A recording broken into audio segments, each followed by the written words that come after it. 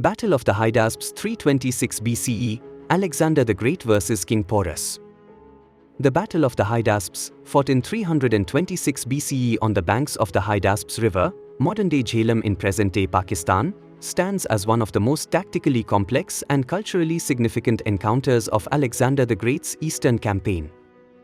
This confrontation between the Macedonian king and the Pava ruler King Porus not only showcased advanced military strategy but also marked the final major expansion of Alexander's conquests.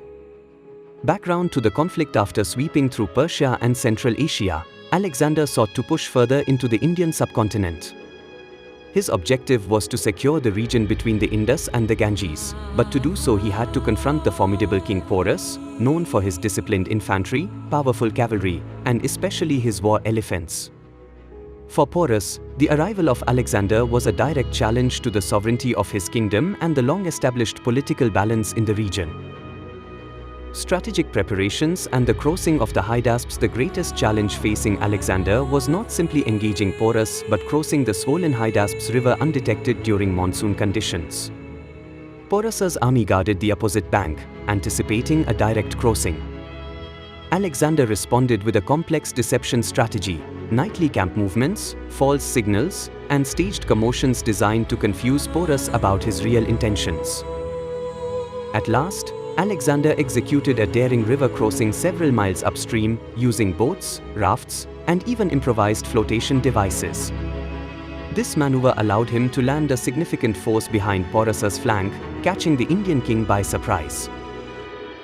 The battle unfolds. Porus reacted swiftly, deploying chariots, cavalry, infantry, and more than 100 war elephants, one of the most intimidating assets of ancient warfare. For the Macedonians, who had never faced elephants at this scale, the battlefield was fraught with uncertainty. Alexander began with aggressive cavalry charges to isolate Porus's flanks, followed by coordinated attacks from his phalanx. The war elephants initially caused severe disruption in the Macedonian lines, breaking formations and inflicting heavy casualties. However, Alexander's troops adapted quickly, targeting the elephants' handlers and avoiding direct confrontation with the animals whenever possible. Porus himself fought with remarkable bravery, refusing to retreat even after sustaining multiple injuries. His presence on the battlefield inspired his troops to continue resisting long after the odds turned against them. Outcome and aftermath: ultimately, Alexander's superior mobility and tactical versatility prevailed. Porus was defeated but not humiliated. Impressed by his courage and leadership, Alexander asked how he wished to be treated. Porus famously replied, "As befits a king."